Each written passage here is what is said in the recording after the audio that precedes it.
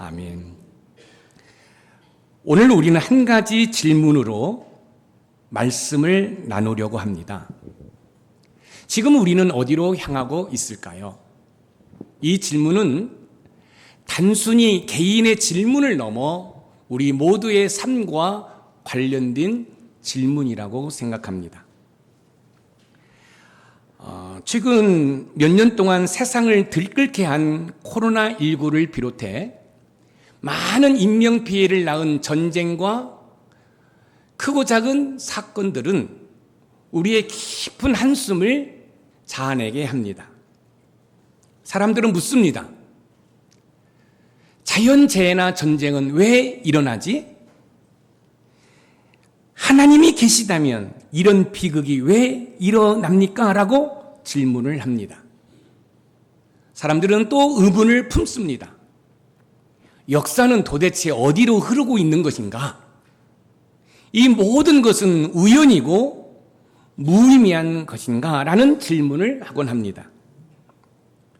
이런 물음 앞에 우리는 오늘 요한계시록 9장 13절에서 21절을 통해 유브라데 강에서 일어나는 전쟁의 환상을 마주하게 됩니다. 유브라데 전쟁은 인구의 3분의 1이나 죽는 엄청난 큰 전쟁입니다. 성경은 왜 이렇게 끔찍하고 파괴적인 전쟁의 심판을 예언하며 기록했을까요? 오늘 본문은 유브라데 강에서 일어난 전쟁이 단순한 고대 근동의 한 전투를 말하는 것이 아님을 우리에게 보여주고 있습니다. 오히려 하나님의 시간에 하나님의 뜻에 따라 벌어지는 심판을 선포하며 끝까지 회개를 거부하는 인간의 완악함을 고발하고 있습니다. 한번 이런 상상을 해보면 어떨까요? 도시 한복판에 수많은 사람들이 일상을 살아가는 평범한 오후 시간에 평화롭던 삶이 순식간에 무너지기 시작합니다. 건물들은 속수무책 무너지고 사람들은 비명을 지르며 공포에 질려 있습니다. 전혀 예상하지 못했던 순간에 찾아오는 이 절망은 사람들을 깊은 공포와 낙심의 수렁에 빠뜨리고 말 것입니다. 이것은 단순히 영화 속 이야기가 아니라 오늘을 살아가는 현실이기도 합니다. 그리고 우리 주변에서 일어나고 있는 일들은 성경이 말하는 근본 문제와도 맞닿아 있다는 사실입니다. 앞에서 지금 우리는 어디로 향하고 있을까요? 라는 질문에 모든 인류는 모두가 심판을 향해 달려가고 있다는 사실입니다. 지금 우리는 심판의 시간을 향해 달려가고 있습니다. 오늘 본문은 심판의 시간을 향해 달려가고 있는 우리를 구속사의 중심이신 예수 그리스도에게만 구원이 있다는 사실을 가르쳐주고 있습니다. 그럼 심판의 시간을 향해 달려가는 현실에서 본문을 중심으로 우리 삶의 새로운 길을 찾아보도록 하겠습니다. 첫 번째, 유브라데 전쟁은 하나님의 시간에 일어난 전쟁이라는 말씀입니다.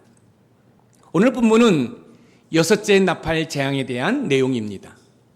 유브라데 전쟁은 유브라데 강을 중심으로 일어난 전쟁으로서 하나님의 시간에 일어난 전쟁입니다. 오늘 본문 요한계시록 9장 13절에서 14절 말씀을 읽어보겠습니다. 시작. 여섯째 천사가 나팔을 불매 내가 들으니 하나님 앞 금 제단 네 뿔에서 한 음성이 나서 나팔 가진 여섯째 천사에게 말하기를 큰 강 유브라데에 결박한 네 천사를 놓아주라 하매. 큰 강 유브라데에 결박한 네 천사를 놓아주라. 여기에서 유브라데 강은 구약시대 이스라엘과 이방 열강, 특히 바벨론과 아수르 사이를 나누는 경계선이었습니다. 성경에서 유브라데 강은 심판이나 역사적 전쟁과 영적 경계의 상징으로 사용되었습니다. 예를 들어서 이 통로를 유브라데 강으로 볼 때 이쪽은 예루살렘입니다. 이스라엘 백성들이 사는 곳이지요. 이쪽은 바벨론과 아수르입니다. 이스라엘 백성들이 하나님을 경배하며 하나님을 찬양할 때에는 별 문제가 없습니다. 그런데 이스라엘 백성들이 하나님을 떠나 우상 숭배할 때에는 하나님께서는 이 유브라데 강 건너편에 있는 바벨론과 아수르를 통해서 이스라엘을 심판하셨습니다. 공격하셨습니다. 여러분, 저와 여러분들이 지금 삶을 살아가고 있을 때에 하나님의 백성인 저와 여러분들이 왜 삶의 고난을 당할까? 아픔과 고통을 당할까? 그것은 혹시 여러분들이 하나님 앞에 진실되게 회개하지 않기 때문에 영적인 바벨론, 영적인 아수르가 여러분들을 괴롭히고 공격하고 있지 않는지 점검해 볼 필요가 있습니다. 결박한 내 천사에서 이 결박하다는 제한된 기간 동안 억제되었다가 특정한 때에, 하나님의 때에 풀려나는 의미를 보여주고 있습니다. 유브라데 전쟁은 우연이나 인간의 실수로 일어나는 전쟁이 아니라 하나님의 정하신 때에 하나님의 허락 아래에서 일어난 전쟁입니다. 그러니까 유브라데 전쟁은 하나님의 주권에 달려 있다는 거예요. 이 이야기는 저와 여러분의 영적인 전쟁도, 저와 여러분의 사탄 마귀의 싸움도 하나님의 주권에 있음을 우리에게 보여주고 있습니다. 왜 이런 장엄하고 공포스러운 심판이 하나님의 시간에 일어날까요? 이는 전 인류의 역사가 하나님의 계획과 허락하심 속에 있다는 것을 드러내기 위해서입니다. 모든 피조물의 시작과 끝, 심판과 구원, 모든 시간은 하나님의 주권에 있다는 사실입니다. 결국 예수 그리스도를 통해 완전하게 그 모든 일들이 성취되었음을 보여주고 있습니다. 마태복음 24장 36절 말씀을 우리 한번 읽어보겠습니다. 시작. 그러나 그 날과 그 때는 아무도 모르나니 하늘의 천사들도 아들도 모르고 오직 아버지만 아시느니라. 오직 아버지만 아시느니라. 예수님께서 재림하시는 그 시간과 때도 어떤 누구도 알 수 없습니다. 오직 하나님이 아신다는 것입니다. 이렇다면 저와 여러분의 삶의 모든 주권은 내게 있는 것이 아니라 하나님께 있습니다. 믿습니까? 내 인생은 내 것이 아니라 내 인생은 하나님의 주권에 있다는 말씀입니다. 그렇기 때문에 성도는 주권자이신 하나님을 절대적으로 신뢰해야 합니다. 그뿐만 아니라 자신의 삶도 전적으로 하나님의 계획 아래 있음을 믿으셔야 합니다. 우리는 어떻게 하면 이 불안한 시대에 참된 평안을 누릴 수 있을까요? 참된 평안은 하나님의 시간, 하나님의 계획을 신뢰하는 데 있습니다. 왜냐하면 세상의 모든 불확신과 두려움, 심지어 심판의 날조차도 우리를 향하신 하나님의 섭리의 일부이기 때문에 그렇습니다. 여기서 하나님의 섭리라는 것은 하나님께서 창조하신 모든 세계를 지속적으로 하나님께서 친히 보존하시고 모든 일들을 하나님의 뜻에 따라 이끌어 가신다는 말씀입니다. 그렇다고 한다면 저와 여러분의 모든 삶의 주권은 하나님께 있습니다. 내가 아무리 애쓰고 수고한다 할지라도 하나님이 나와 함께 하시지 아니하면 그 모든 것이 마치 모래를 손에 쥔 것 같이 다 없어집니다. 여러분 열심히 삶을 사십시오. 그러나 중요한 것은 하나님께서 여러분과 함께 하시기를 믿음으로 간구하는 은혜가 있으시기를 주님의 이름으로 축원드립니다. 성경의 모든 사건이나 일의 모든 결정적 순간들은 하나님의 정하신 때에 이루어졌습니다. 예수님께서도 내 때가 아직 이르지 아니하였다라고 말씀하시는데 요한복음 2장 4절 말씀을 읽어봅니다. 시작. 예수께서 이르시되 여자여 나와 무슨 상관이 있나이까 내 때가 아직 이르지 아니하였나이다. 내 때가 아직 이르지 아니하였나이다. 예수님께서 공생애를 시작할 때 제일 먼저 베푸신 이적이 뭔지 아십니까? 가나안 혼인잔치에서 물이 변하여 포도주가 되게 하신 사건입니다. 혼인잔치가 벌어졌습니다. 흥겹습니다. 즐겁습니다. 그런데 안타까운 것은 포도주가 떨어졌습니다. 이때 마리아께서 예수님을 찾아가 포도주가 떨어졌습니다 라고 이야기할 때 마리아의 이야기를 들은 예수님께서 내 때가 되지 않았습니다 라고 말씀하십니다. 그리고 잠시 후에 하인을 불러서 저 물을 떠다가 손님들에게 대접하라고 합니다. 맹물입니다.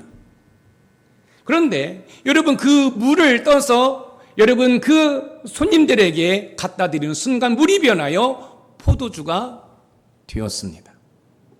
사랑하는 성도 여러분, 지금 여러분의 인생이 맹물과 같은 인생입니까? 어떤 희망이 보이지 않습니까?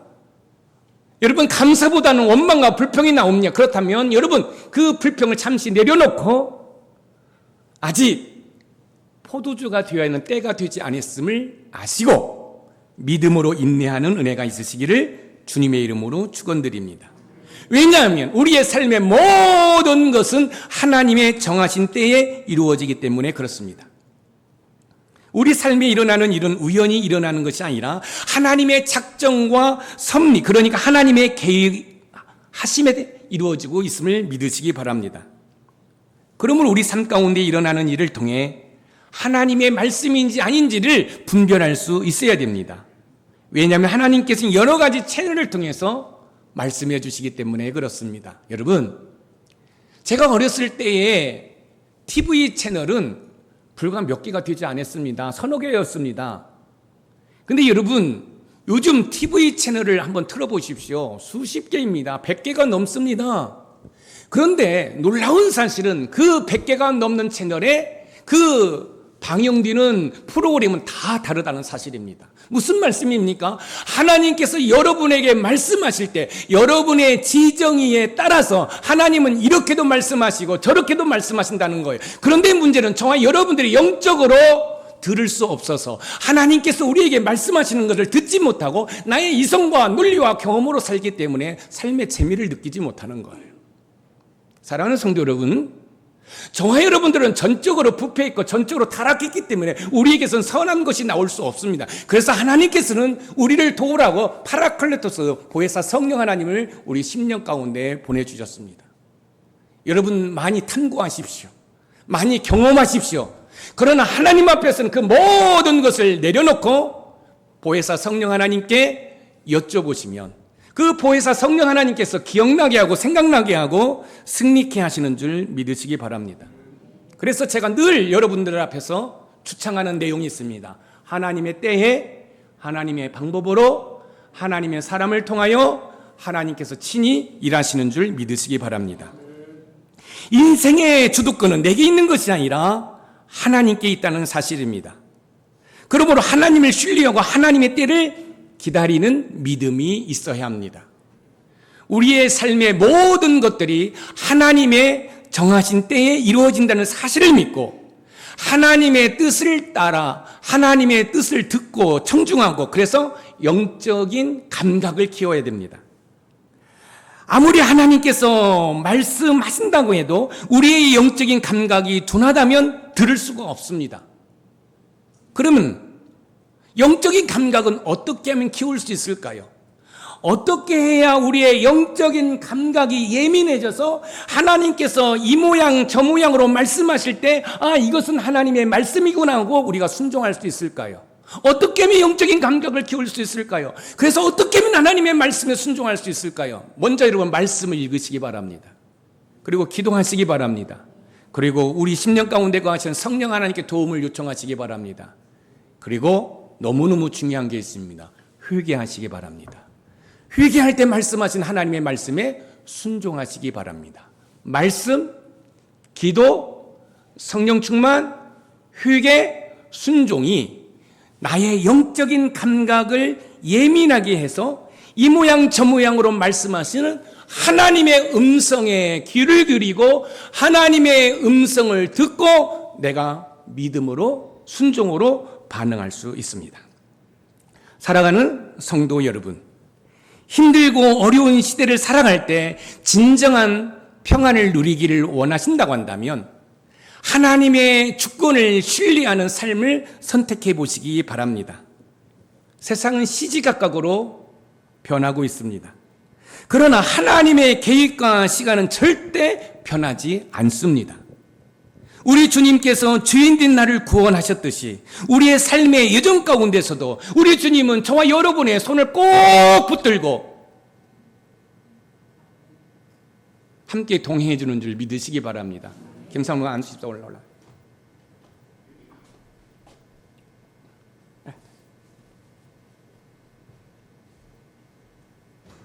김상록 집사님이 예수님이라고 생각하고 제가 성도라고 생각해 보겠습니다. 지금 예수님과 성도가 이렇게 붙들고 있습니다. 제가 신앙의 영적인 슬럼프에 빠졌습니다. 말씀을 읽지 않습니다. 기도하지 않습니다. 그래서 제가 예수님의 손목을 제가 놓았습니다. 내가 말씀을 읽지 않으니까, 내가 기도하지 않으니까 예수님이 나를 떠난 것 같지만 예수님이 여전히 나를 붙들고 있음을 믿으시기 바랍니다. 여러분들이 영적으로 슬럼프에 빠져 있다 할지라도 여전히 우리 주님은 나의 손을 붙들고 있음을 믿으시기 바랍니다. 사랑하는 성도 여러분, 어떠한 상황 가운데 있다 할지라도 원망하거나 불평하지 마시고 금요 성령 집회 때 말씀하셨던 것처럼 억지로 찾아서라도 감사할 수 있는 은혜가 있기를 소망합니다. 여러분, 교통사고 나서 견적이 200만 원 나왔어요. 짜증나지요. 힘들고 어려운데 200만 원. 그럼에도 불구하고 300만 원 안 나온 것을 감사하시기 바랍니다.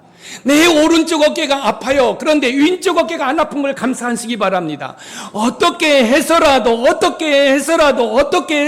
감사를 찾아서 감사할 때 여러분의 삶에 놀라운 변화가 일어남을 믿으시기 바랍니다. 그러므로 주님의 손을 꼭 붙잡고 험난한 시대를 믿음으로 승리하시는 우리 높은 산 샘물의 모든 가족이 되기를 주님의 이름으로 축복합니다. 두 번째, 유브라데 전쟁은 인간들의 죄악을 심판한 심판입니다.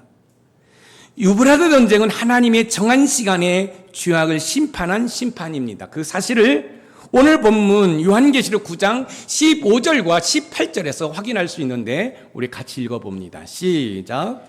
네 천사가 놓였으니 그들은 그 년월 일시에 이르러 사람 3분의 1을 죽이기로 준비된 자들이더라. 이 세 재앙 곧 자기들의 입에서 나오는 불과 연기와 유황으로 말미암아 사람 3분의 1이 죽임을 당하니라. 사람 3분의 1이 죽임을 당하니라. 여섯째 나팔 심판에는 사람 3분의 1이 죽임을 당합니다. 여기에서 3분의 1이라는 이 표현은 계시록 곳곳에서 반복되고 있습니다. 심판이 곳곳에서 반복된다는 것은 최종적인 멸망이 아니라 하나님의 자비 속에서 주어진 경고임을 보여주고 있습니다. 왜 경고하실까요? 그것은 회개하고 돌이키라는 것입니다. 유브라데에서 풀려난 네 천사는 악을 대행하는 심판의 도구로 하나님께 쓰임받고 있습니다. 19절에 입에서 나오는 불과 연기와 유황은 마치 소돔과 고모라의 불심판을 상기시키고 있습니다. 우리가 기억해야 할 것은 하나님께서는 인간의 죄악을 심판하신다는 것입니다. 그러나 감사한 것은 우리는 회개만 하면 주님의 보혈이 우리의 죄를 씻고 덮었기 때문에 용서받고 구원받는 줄 믿으시기 바랍니다. 그래서 여러분들이 힘들고 어려울 때 저 십자가를 묵상하며 예수 그리스도의 보혈의 능력을 믿음으로 선포하는 은혜가 있으시기를 주님의 이름으로 축원드립니다. 하나님께서는요 절대로 죄를 방치하지 않습니다. 모든 심판과 경고는 오직 회개와 구원을 위한 마지막 기회입니다. 이 심판의 중심에 그리스도의 십자가가 있다는 사실을 믿으시기 바랍니다. 십자가는 하나님의 공의와 사랑이 만나는 자리, 진노와 자비가 함께 흐르는 구원의 유일한 길입니다. 로마서 3장 25절에서 26절 말씀을 읽어봅니다. 시작. 이 예수를 하나님이 그의 피로써 믿음으로 말미암는 화목제물로 사유셨으니 이는 하나님께서 길이 참으시는 중에 전에 지은 죄를 간과하심으로 자기의 의로우심을 나타내려 하심이니 곧 이때에 자기의 의로우심을 나타내사 자기도 의로우시며 또한 예수 믿는 자를 의롭다 하려 하심이라. 하나님이 그의 피로써 믿음으로 말미암는 화목제물로 세우셨으니 주님의 보혈로 인해 우리는 심판에서 구원받았습니다. 여러분 여기 보십시오. 여러분 구원이라는 것은 나의 노력이나 공로로 되지 않습니다. 모든 것이 하나님의 은혜지요. 왜 그럴까요? 그것은 하나님의 의로움을 드러내기 위해서입니다. 만약에 여러분들이 구원을 받는 데 있어서 여러분의 노력이나 공로로 되어진다고 한다면, 예를 들어서 우리 조종원 집사님의 공로는 100이에요.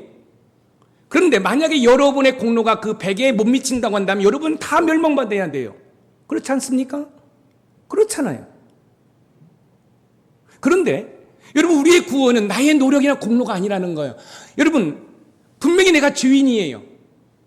나는 멸망받아야 돼요. 그런데 예수님을 믿기만 하면, 근데 믿는데 그냥 믿는 게 아닙니다. 회개하고 진심으로 믿기만 하면 예수님의 보혈이 나를 덮었기 때문에 우리 하나님께서 저와 여러분을 보시고 간과하신다. 그냥 지나친다는 거예요. 왜? 예수님의 보혈이 우리의 죄를 씻겼고 덮었기 때문에. 할렐루야. 그러니까 우리의 구원이라는 것이 하나님의 의를 위해, 하나님의 그 의로우심으로 받는다는 거예요. 그러면 왜 그렇게 하나님은 우리의 죄를 간과하시는가? 하나님께서 내가 의로운 사람이야, 의로운 존재야, 의로운 신이야 라는 것을 보여주기 위해서. 그래서 의로운 사람이라는 것은 제가 의인화해서 말씀을 드리는 거예요. 여러분 하나님은 영적인 존재이거든요. 그분께서 여기 있는 김 목사를 구원하는 거, 여러분을 구원한 것은 여기 있는 김 목사와 여러분의 노력이나 공로가 아니라 하나님의 의로움을 나타내기 위해. 그러니까 은혜인 거예요. 왜? 내가 조금은 부족해도, 내가 조금은 연약해도 하나님의 의로움 때문에 구원받는 줄 믿으시기 바랍니다. 우리는 어떻게 하면 하나님의 심판을 두려워하지 않고 살 수 있을까요? 하나님의 심판을 두려워하지 않고 살기 위해서는 진정한 회개와 함께 그리스도의 십자가의 공로를 붙들어야 합니다. 왜냐하면 하나님께서는 죄를 심판하시지만 동시에 회개하는 자를 용서하시기 때문에 그렇습니다. 여러분 우리가 회개하면요 예수님의 보혈에 의해 모든 죄를 씻기시고 덮어주시는 줄 믿으시기 바랍니다. 그렇기 때문에 우리가 거룩해지는 거죠. 우리가 거룩해지니까 우리가 구원받는 줄 믿으시기 바랍니다. 우리가 잘 아는 노아 시대 대홍수 심판에서도 하나님께서는 죄로 가득한 세상을 심판하실 때에도 방주에 들어온 노아의 8식구가 구원받았습니다. 창세기 7장 15절 말씀을 한번 읽어보겠습니다. 시작. 무릇 생명의 기운이 있는 육체가 둘씩 노아에게 나와 방주로 들어갔으니 여기에서 방주는 하나님의 구원과 예수 그리스도의 복음을 예표하는 구속적 상징물입니다. 방주는 심판에서 벗어나는 유일한 길이었듯이 우리가 심판에서 구원받는 길은 오직 예수 그리스도를 믿는 믿음뿐이라는 사실을 여러분들이 기억하시기 바랍니다. 이스라엘 백성들이요 430년 동안 종살이 했어요. 이때 하나님께서 모세를 부르시고 애굽 왕 바로에 가서 하나님의 백성을 여러분 출애굽시키라고 말씀을 하십니다. 그 이유는 하나님께 제사 드리도록 하기 위해서. 근데 한번 생각해 보십시오. 애굽에서 종살이하던 이스라엘 백성들이 다 빠져나가 버리면 여러분 이 애굽 사람들이 고생할 거 아닙니까? 그러니까 이 바로 왕이 이스라엘 백성들을 내보낼 턱이 없지요. 이때 하나님께서는 그 애굽 사람들이 우상으로 숭배하는 것들을 통해서 재앙을 내립니다. 그럼에도 불구하고 바로 왕은 불순종합니다. 이때 하나님께서 마지막 열 재앙, 가축이든지 사람이든지 장자를 여러분 심판하시는 재앙을 내리십니다. 그리고 이스라엘 백성들에게는 어린 양 예수 그리스도의 보혈을 상징하는 양의 피를 문설주에 바르라고 말씀하십니다. 그리고 죽음의 저주가 넘어갑니다. 그래서 이스라엘 백성들의 가축이라든지 자녀의 창자는 다 살아남습니다. 그것을 우리는 유월절이라고 하죠. 영어로는 패스오버, 죽음의 저주가 넘어갔다는 거지요. 그렇습니다. 우리의 죄를 씻기는 것은 여러분 사우나에 가서 푹 담그고 여러분 타올로 벗기는 것이 아니라 예수님의 보혈이 씻기시고 보혈이 덮어주는 줄 믿으시기 바랍니다. 예수님께서 저 십자가에서 물 한 방울 피 한 방울 남기지 않고 쏟으신 이유는 바로 저와 여러분의 모든 죄악을 씻기시기 위해서 덮어주시기 위해서 그렇게 하신 줄 믿으시기 바랍니다. 이처럼 심판에서 구원받는 길은 회개와 더불어 예수 그리스도를 믿는 믿음뿐입니다. 우리의 구원은 오직 예수 그리스도밖에 없음을 믿으시기 바랍니다. 오늘 우리는 어떻게 살아가고 있습니까? 매스컴을 가득 채운 것들은 아름다운 이야기보다는 폭력과 불법이 난무하는 시대에 살면서 죄를 회개하기보다는 죄를 합리화시키고 타협하는 것이 우리의 모습이 아닙니까? 심지어 아버지가 사제총을 만들어서 아들을 죽이는 그런 끔찍한 시대가 저와 여러분들이 살고 있는 시대인 것을 우리는 너무너무 잘 알고 있습니다. 사랑하는 성도 여러분, 죄는 회개하는 것이지 합리화시키고 타협하는 것이 아닙니다. 우리가 기억해야 할 것은 모든 악과 죄는 결코 묵인되지 않습니다. 그렇기 때문에 회개함으로 심판을 피해야 합니다. 심판을 피하는 길은 오직 회개와 함께 보혈을 의지하는 것입니다. 사랑하는 성도 여러분, 하나님의 심판 앞에서 두려워하지 않으려면 날마다 회개하며 그리스도의 십자가를 바라보시고 묵상하시기를 부탁드립니다. 세상은 여전히 죄와 악에 물들어 가지만 우리는 하나님의 용서와 회개의 복음을 붙들어야 합니다. 이 복음을 자신의 삶을 통해 가족과 이웃에게 전하는 증인된 삶을 살아가는 은혜가 있으시기를 주님의 이름으로 축원드립니다. 마지막으로 세 번째 유브라데 전쟁은 회개를 거부한 자들의 비극입니다. 유브라데 전쟁은 하나님의 정한 시간에 죄악을 심판한 심판이면서 회개를 거부한 자들의 비극입니다. 오늘 본문 요한계시록 9장 20절에서 21절 말씀을 읽어봅니다. 시작.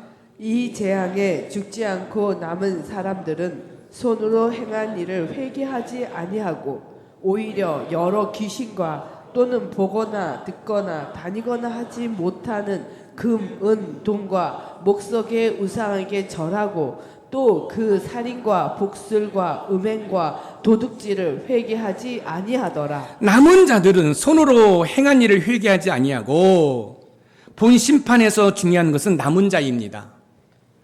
죽음을 모면한 사람들조차도 회개하지 않았다는 것입니다. 여기에서 회개하지 아니하고는 고의적 반복과 완고함을 나타내는 시제입니다. 죄라는 것을 알고 있으면서 고의를 가지고 회개하지 않았다라는 것이지요. 앞에서 나열된 죄목은 우상숭배, 폭력, 음란, 도둑질 등 당시 로마 세계뿐 아니라 현대의 사유를 설명하는 키워드입니다. 신약 전체를 관통하는 새로운 회개는 단순히 두려움 때문에 잠시 뉘우치는 것이 아니라 삶의 방향이 예수 그리스도께로 돌이키는 변화입니다. 여기서 변화는 체인지가 아니라 트랜스포메이션, 전인격적인 변화가 있어야만이 여러분 그것이 진정한 회개이고 그 진정한 회개로 인해서 구원받게 되는 줄 믿으시기 바랍니다. 요한일서 1장 8절에서 10절 말씀을 읽어봅니다. 시작. 만일 우리가 죄가 없다고 말하면 스스로 속이고 또 진리가 우리 속에 있지 아니할 것이요 만일 우리가 우리 죄를 자백하면 그는 미쁘시고 의로우사 우리 죄를 사하시며 우리를 모든 불의에서 깨끗하게 하실 것이요 만일 우리가 범죄하지 아니하였다 하면 하나님을 거짓말하는 이로 만드는 것이니 또한 그의 말씀이 우리 속에 있지 아니하니라. 만일 우리가 죄가 없다고 말하면 스스로 속이고 모든 사람이 죄를 범하였음에 하나님의 영광에 이르지 못하고 죄의 싹은 사망입니다. 우리는 죽어야 돼요. 하나님의 진노와 경고, 심판조차도 우리를 억지로 회개하게 할 수 없습니다. 진정한 변화와 구원은 믿음과 은혜 그리고 오직 예수 그를 통해서만이 가능함을 믿으시기 바랍니다. 그리스도께서 십자가에서 흘리신 보혈로 모든 죄에서 용서받을 수 있음을 믿으시기 바랍니다. 우리는 어떻게 하면 죄에서 돌이켜 회개의 삶을 살아갈 수 있을까요? 죄에서 돌이켜 회개의 삶을 살기 위해서는 자신의 죄를 현실로 인정하고 오직 예수님께로 돌이켜야 합니다. 왜냐하면 스스로 죄 없다고 자신을 속이면 심판이라는 비극을 맞기 때문에 그렇습니다. 사랑하는 성도 여러분, 저와 여러분들은 죽을 수밖에 없는 죄인들입니다. 그런데 예수 그리스도를 믿음으로 말미암아 구원받아 하나님의 자녀가 된 줄 믿으시기 바랍니다. 그래서 저와 여러분들은 이 세상에 소망을 두는 것이 아니라 저 하늘나라를 소망 두고, 여러분 먼 훗날 우리 주님 재림하실 때에 마라나타 아멘 주 예수여 어서 오시옵소서라고 마디할 준비를 하고 있는 줄 믿으시기 바랍니다. 여러분 430년 동안 애굽에서 종살이했던 이스라엘 백성들이 하나님께서 약속하신 가나안 땅에 갈 때 하나님께는 회개하지 않고 교만한 이스라엘 백성들은 다 하나님께서 징계하셨습니다. 그러나 의지적으로 돌이킨 여호수아와 갈렙은 구원받았습니다. 어떻게 돌이켰어요? 의지적으로요. 사랑하는 성도 여러분, 의지적으로 나의 죄악을 하나님 앞에 회개하는 은혜가 있기를 소망합니다. 여호수아와 갈렙은 의지적으로 회개했기 때문에 적과 꿀이 흐르는 가나안 땅에 들어갈 수 있습니다.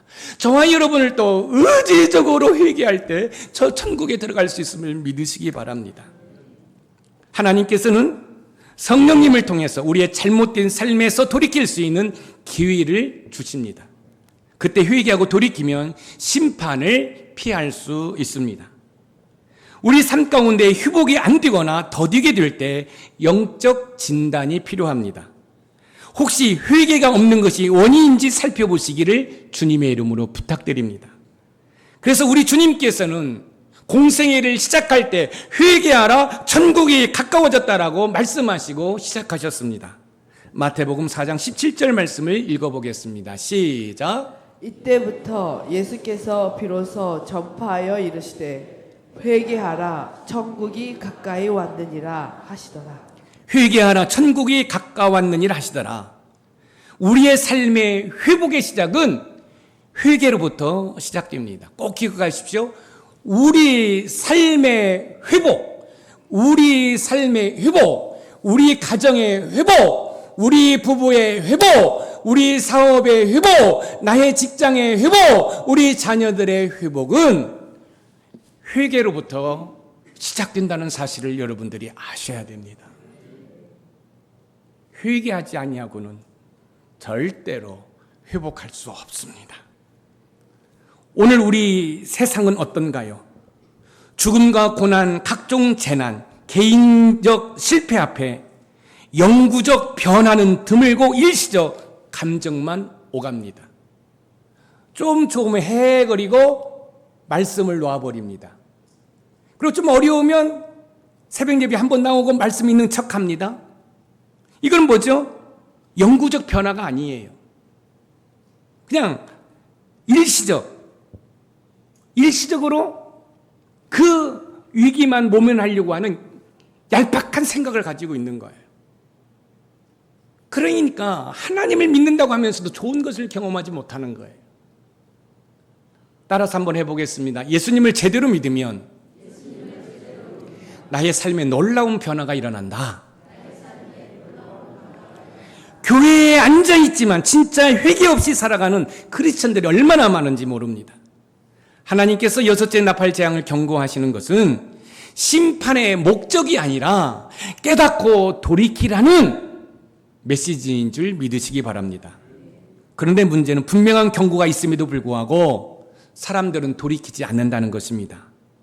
그러나 우리 삶의 회복은 회개로부터 시작한다는 사실을 명확하게 기억하시고, 여러분의 가정이나 여러분의 일터나 우리의 신앙생활에 뭐가 잘 안 되는 것이 있다고 한다면 혹시 내가 회개하지 않아서 그런지 여러분의 삶을 점검해 보시는 은혜가 있기를 소망합니다. 사랑하는 성도 여러분, 회개의 은혜를 거부하지 마시고 회개의 자리로 나아가 회개의 삶을 통해 새롭게 삶을 시작해 보시기 바랍니다. 유보라데 전쟁의 소용돌이 속에서 살아남을 수 있는 것은 복음의 삶의 방식을 선택하는 것입니다. 복음의 삶의 방식은 하나님의 무조건적인 은혜를 기초로 합니다. 행위로 구원받는 것이 아니라 그리스도의 대속으로 말미암아 의롭다 하심을 얻은 자로서 살아가는 것입니다. 그러므로 자랑이 없고 늘 감사와 겸손뿐입니다. 저는 우리 높은산 샘물교회 모든 성도들의 입술에서 원망, 불평, 부정적인 얘기가 아니라 감사의 언어가 나오는 은혜가 있기를 소망합니다. 예를 들어서 여러분에게 어떤 손해가 있으면 더 큰 손해가 안 된 것에 감사하시기 바랍니다.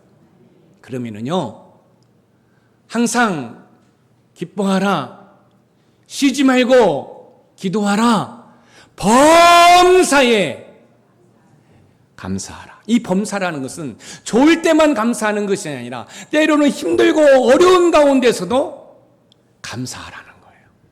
그러면 하나님께서 회복시켜 주시겠다는 것이지요.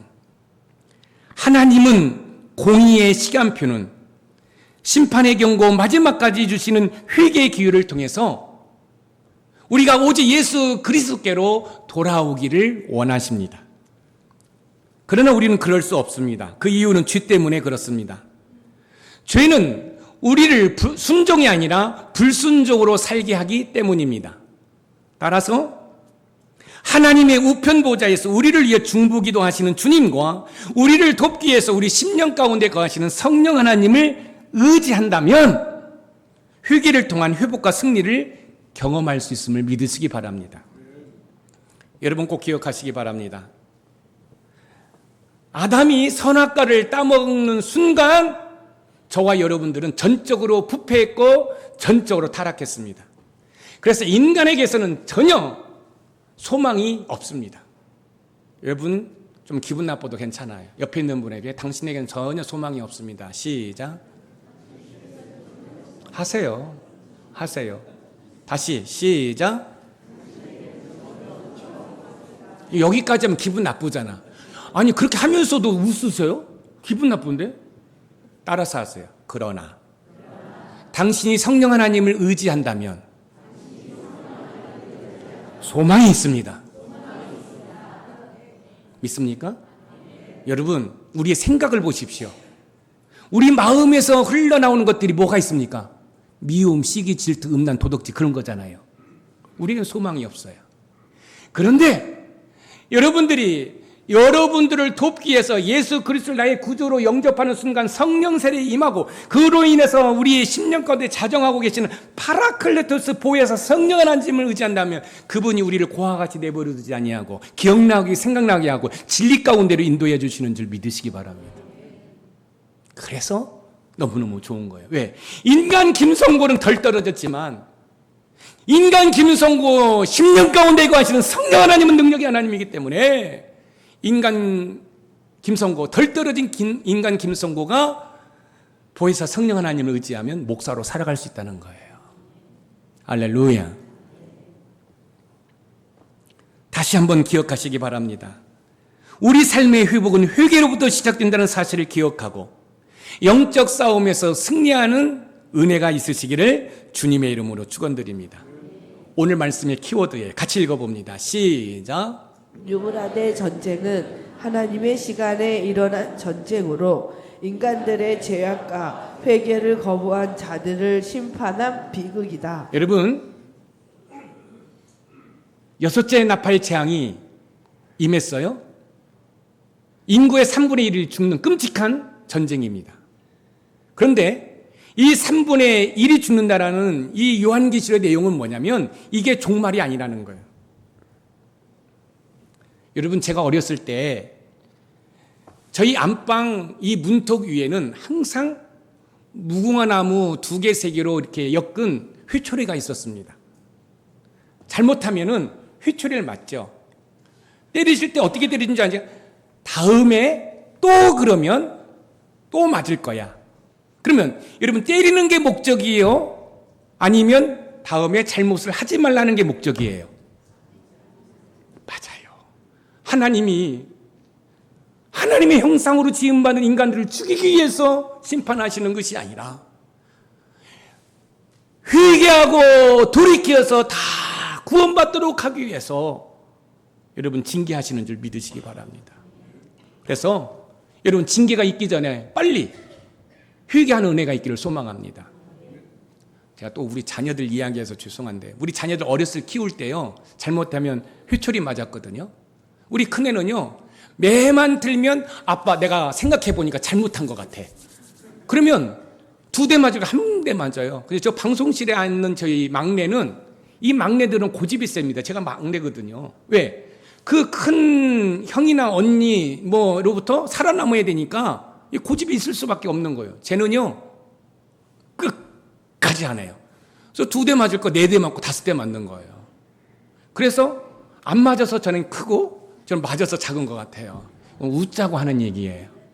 사랑하는 성도 여러분, 오늘 성령 하나님께서 여러분들에게 기억나게 하시는 그거 있어요. 그거 회개하시면 예수 그리스도의 보혈이 여러분을 씻기고 덮어서 여러분 구원됩니다. 회복됩니다. 치유됩니다. 재건됩니다.